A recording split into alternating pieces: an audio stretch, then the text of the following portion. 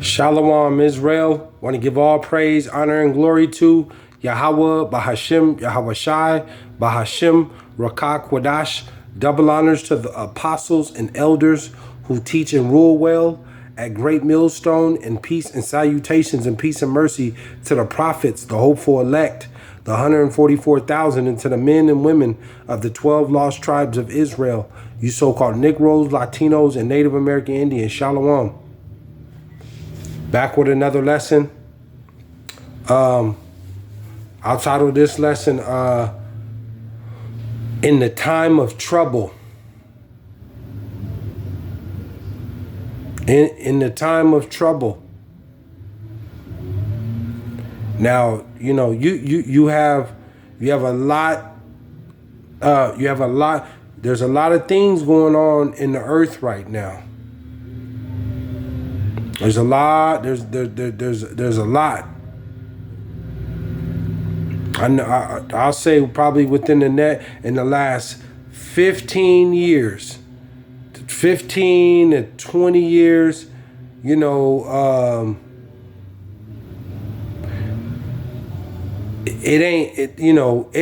ain't been at this type, the magnitude, the level of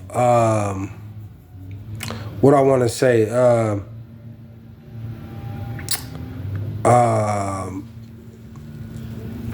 reality. It ain't been like this. These so-called world leaders and these different kingdoms and nations, they're preparing for war. They are these nations. They're getting ready to go to war. This World War III is inevitable. And the Lord prophesied and told you that the first woe come, then the second woe come, and then the third woe come quickly. There's already been a World War I. There's already been a World War II. A World War II. That's a fact. That's 100% fact. Now we're going into the third World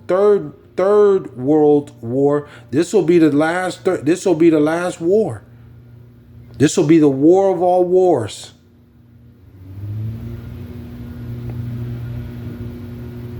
You see all. You see at the Joe Biden had at the UN meeting with what was 180 countries. And you see Russia with that Vladimir Putin. There is war. It's war. It's either something got to give. So it's going to be war. Something got to give. But this is all through the power and the spirit of YAHAWAHSHI. You got war going on. And then on top of that, you have the famines. You have homelessness. People are struggling right now on the earth financially. Financially, people are struggling. And a lot of you Jakes struggling right now. One day at a time. For Jake at this point, ain't no looking forward to, trying to go here and go there and it's one day at a time with Jake right now, living paycheck to paycheck. And especially if you got kids. If you got 2 or 3 kids, mouths to feed, and definitely if you're a single parent,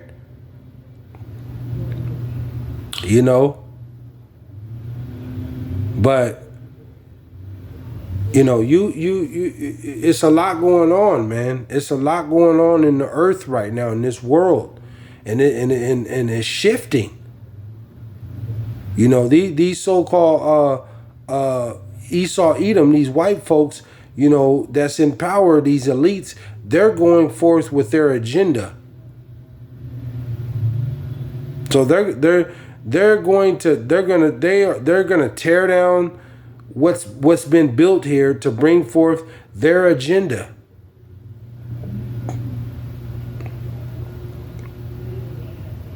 The kids, the kids are getting out of control. They're very disrespectful to their parents. You have a lot of women that are sleeping with a lot of men, married women too. A lot of schemes and scams. The food, I'm starting to notice more and more that the quality of food. I went and bought a hedge of lettuce today, and from the grocery store, and I'm looking at through the lettuces, and they're all old. But I've been noticing more of that. Prices are going up. I seen a thing of cheese for a good quality of cheese costs $9. Or a bag of cheese costs $9. Not no big bag. We're just talking about, maybe less than a pound of cheese. Around there, somewhere around between, a half pound or a pound, costs almost $10.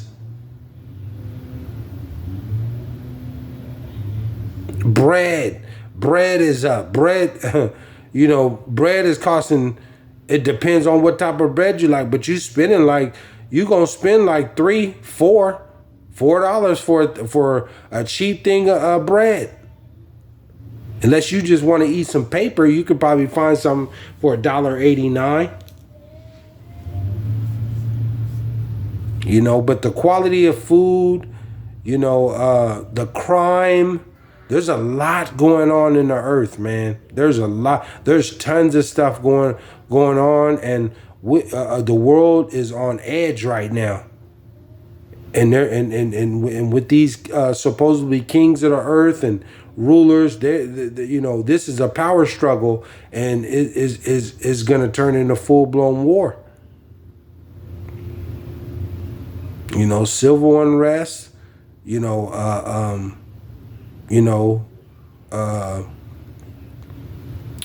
food wars, water, gas, oil.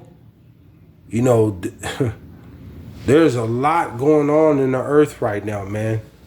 The shifts of governments. People are fighting for Esau, fighting for power, backstabbing each other, corruption. Matter of fact, let me go to Isaiah.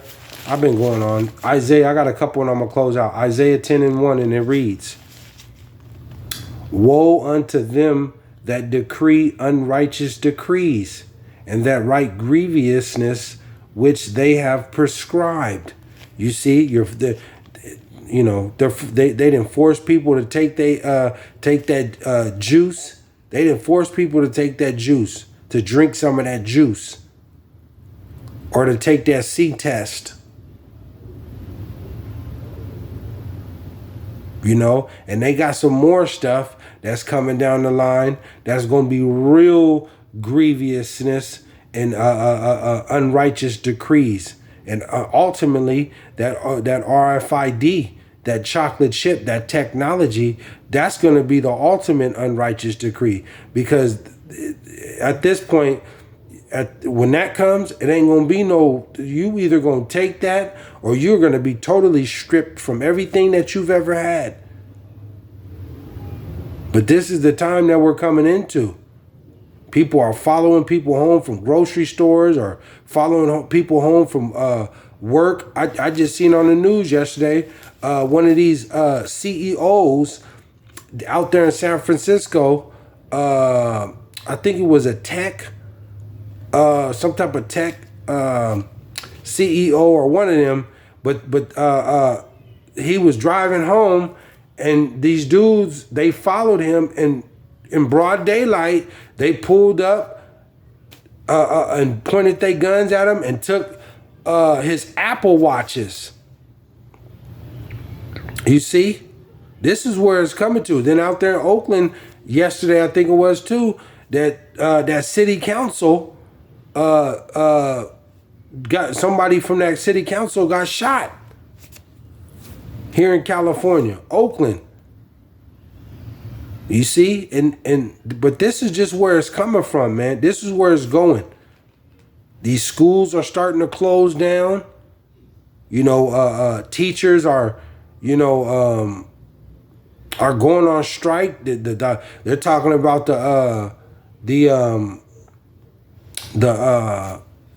what is it? Medical. Your medical is going to be threatened in a minute too, because they're really going to come with some unrighteous decrees. You see, these are all the things that are coming.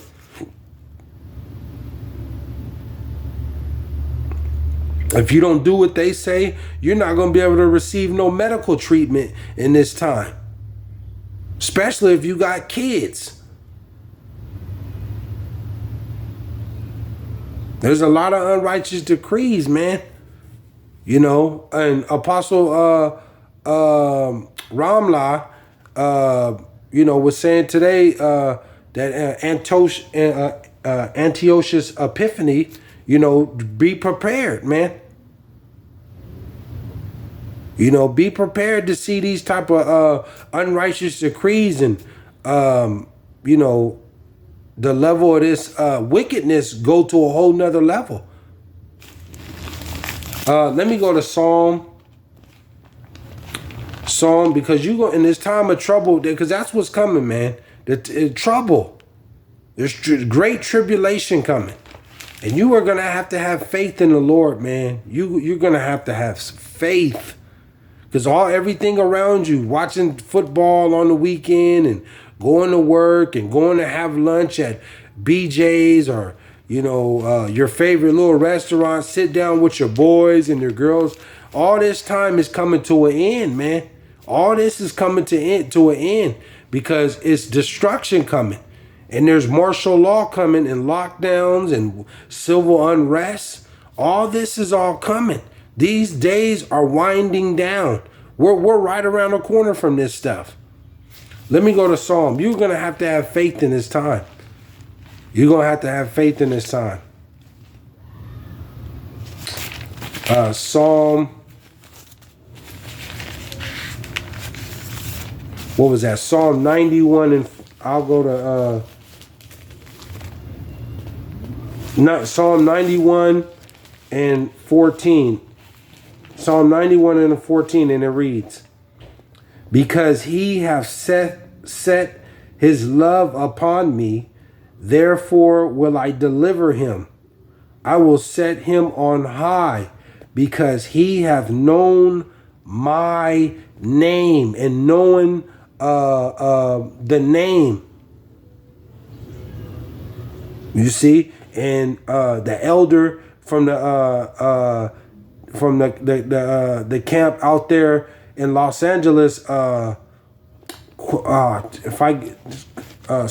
if I forget your name, if I don't say it right, Elder Salakia, but that Mawataza Ben Gad, the elder from the Los Angeles, he did a lesson. I think it was a little while ago or yesterday that he did on knowing the name, man. The name. Don't let nobody fool you that the name don't mean nothing. The Lord is telling you right here. He did a beautiful lesson on that.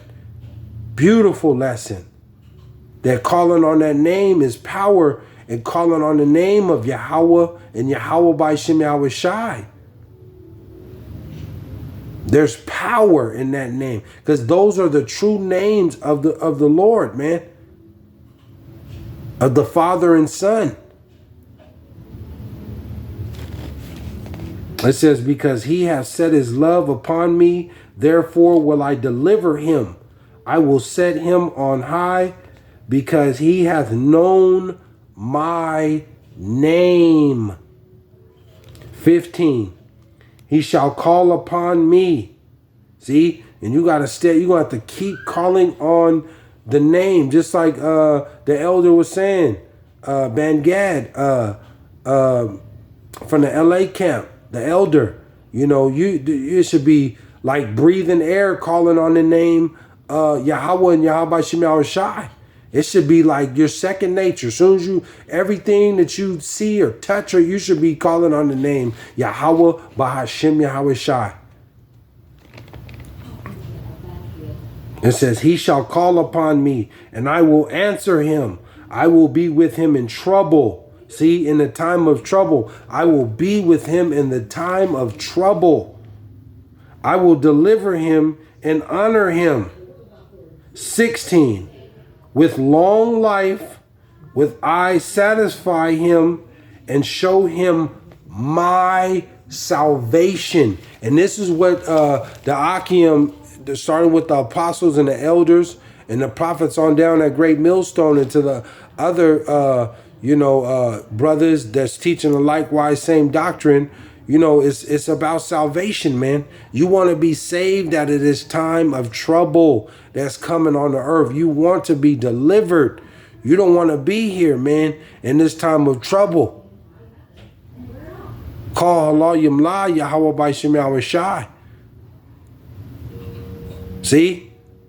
It's about salvation. This is why you got to call on the name Yahawah and Yahawah BASHAM YAHAWAHSHI, and call on and praise him and do the work as best you can and at this point, man, and come out of your wickedness. Because you want to be protected in the time of trouble. And ultimately too, the Lord will protect you and if you got a family in this time of trouble. Because it ain't gonna be no mercy in a minute, man. It ain't gonna be no mercy. No mercy.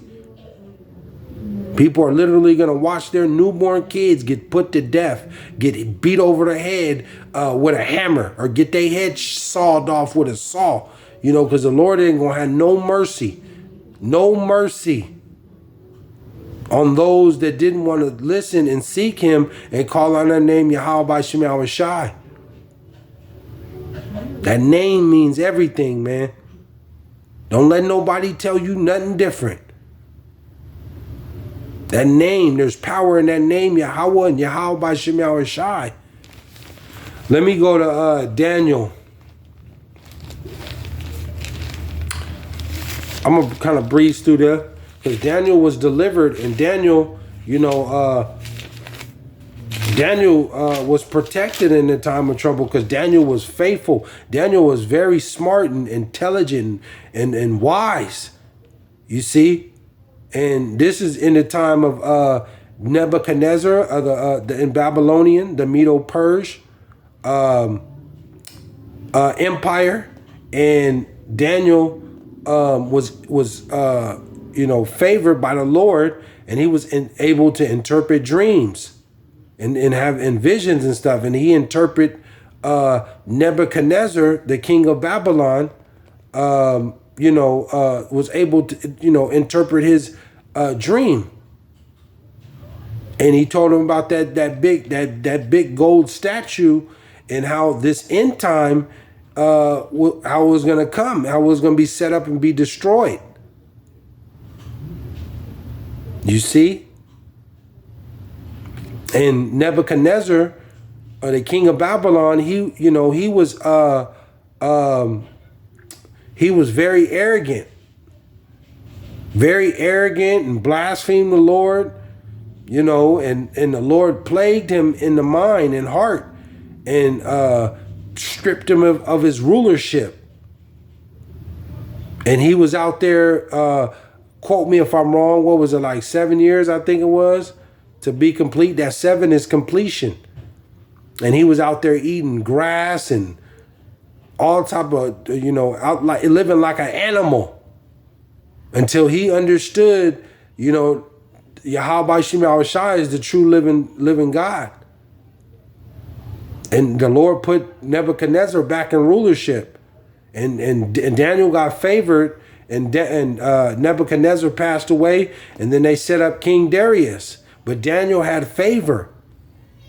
And see, they tried to Darius had that government set up, and Daniel was high ranking in that government. And those men of that Babylon, they didn't like that. They didn't like Daniel. So they try to lie on Daniel and set up some unrighteous decree. You know, because Daniel prayed 3 times a day and served and was faithful to the Lord no matter what. And Daniel even knew that they set that unrighteous decree up. If you read in chapter 6, I'm gonna read chapter 6, but you can read it. I'm just gonna breeze through it to get the meat off the bone. You know, they set him up, and they try to get him to go in the lion's den, or they put him in the lion's den. But let me go to Daniel. I'm just gonna breeze through it. I'm gonna hop through it. But it just, in a time of trouble, Daniel was in a time of trouble, and he stayed, and he was favored, man, because he no matter what,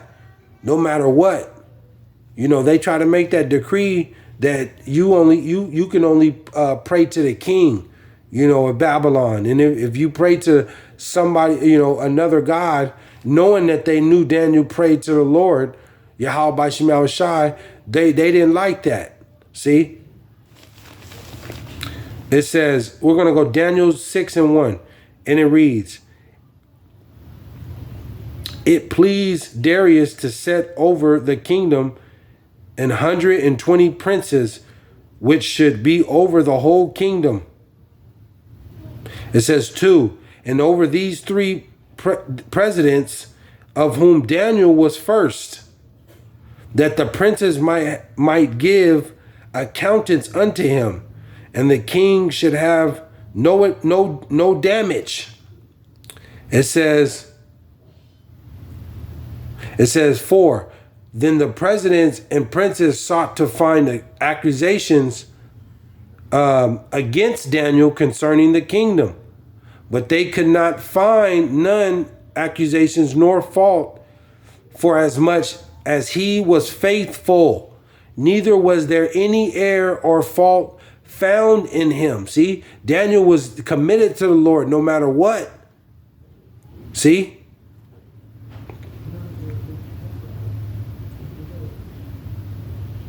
It says 6, then these presidents and princes assembled together to the king and said thus unto him, King Darius, live forever. 7, all the presidents of the kingdom, the governors, and the princes, the counselors, and the captains have consulted together to establish a royal statute and to make a firm decree, that whosoever shall ask a petition of any god or man for 30 days, save of thee, O king, he shall be cast into the den of lions. See, and they're setting Daniel up. Trying to, they know he prayed to the Lord, but they're making an unrighteous decree. And that's the same thing right now with this drinking that juice and that C-19 threatening you. If you don't take this, then you can't keep your job. Or, you know, if you don't take this, you're going to lose your home or lose your medical, or, you know, you can't buy this or buy that. These are unrighteous decrees, and this is coming. It's going to get way worse than this. But the Lord is going to visit those that do that. That's why I just read to you in Isaiah, you know, woe to them with decrees, unrighteous decrees, destruction. And that's what's going on right now. There's unrighteous decrees. There's unrighteousness. So the Lord is bringing all this destruction upon the earth. Let me hop over. It says,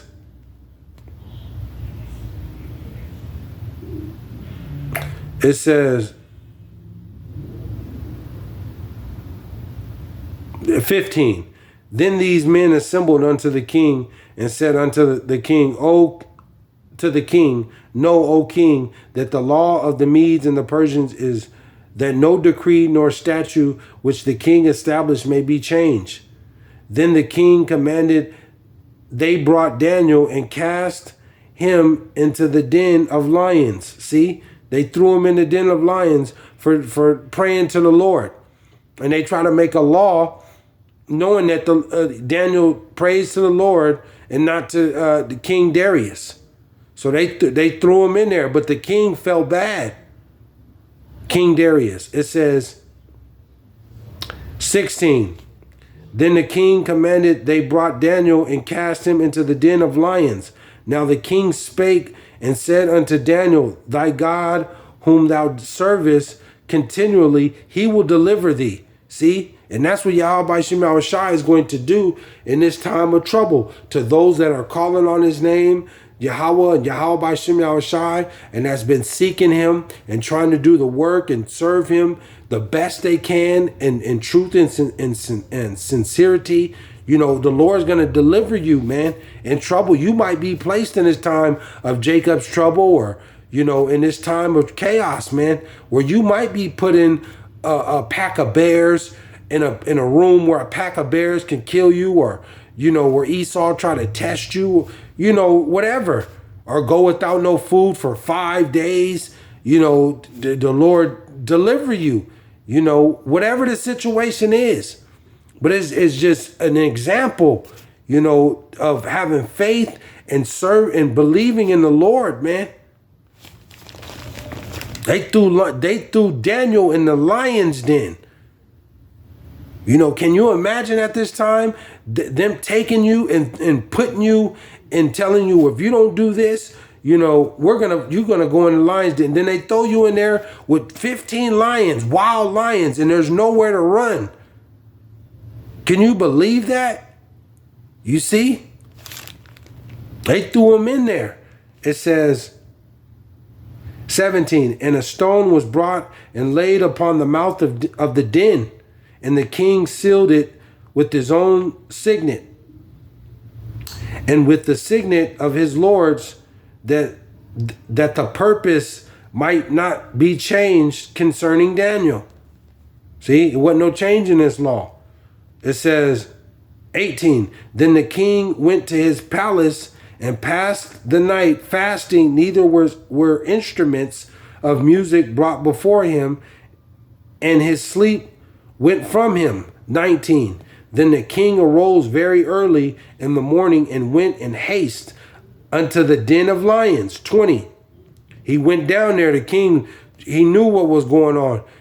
Woke up in the morning and went down there early to see about Daniel. 20, and when he came to the den, he cried with a lamentable voice, you know, because he knew he was wrong. And they set Daniel up unto lamentable voice unto Daniel. And the king spake and said to Daniel, O Daniel, servant of the living God, is thy God whom thou servest continually able to deliver thee from the lions? He was amazed. 21, then said Daniel unto the king, O king, live forever. 22, my God hath sent his angel and has shut the lion's mouth, that they have not hurt me, for as much as for before him innocency was found in me, and also before thee, O king, I have done no hurt. You see? Daniel was faithful. He was doing what he's supposed to do, you know, praying to the Lord, being upright, even though he was in captivity, being an upright citizen and serving the Lord ultimately, no matter what. And the Lord sent his angel to deliver him. See? And the king gave him extra favor. I'm going to hop down. It says, 25, then king, this is when the king seen Daniel and pulled him out of that, man, and gave Daniel extra favor and a piece of the kingdom in rulership, you know, in his government. You see? It says 25, then the king Darius wrote unto all people, nations, and languages that dwell in all the earth, peace be multiplied unto you. 26, I make a decree that in every dominion of my kingdom, men tremble and fear before YAHAWAHSHI, the God of Daniel, for he is the living God and steadfast forever, and his kingdom that which shall not be destroyed, and his dominion shall be even unto the end. See? And then it says, Salakia, I passed over, but those men that did that to Daniel, it says, we'll go to 24. It says, and the king commanded, and they brought those men which had accused Daniel, and they cast them into the den of lions, them, their children, and their wives. And the lions had the mastery of them, and break all their bones in pieces, or ever they came at the bottom of the den. See, call Elohim La YAHAWAHSHI. Those lions, they decapitated the men and women, the men and their wives and children for not being right. You see, this is why you got to believe and call on the name of YAHAWAHSHI and continue to serve him in truth and sincerity. And no matter what comes upon you, to continue to believe in the Lord and serving him. And the Lord's going to deliver you, man.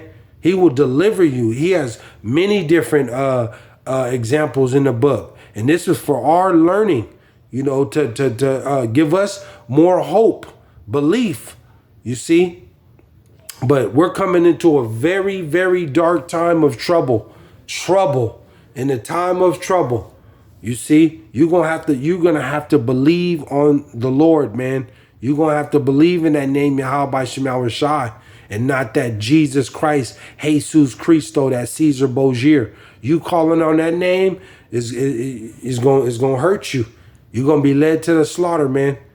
You see, but in the time of trouble, you know, believing on the Lord, YAHAWAHSHI, he'll deliver you. But you got to go all the way to the end, no matter how hard, no matter how tough it get. You got to stand on this rock and believe and call on the name YAHAWAHSHI, period. So I just wanted to go in on that. I went a little long, but, you know, hopefully you were edified.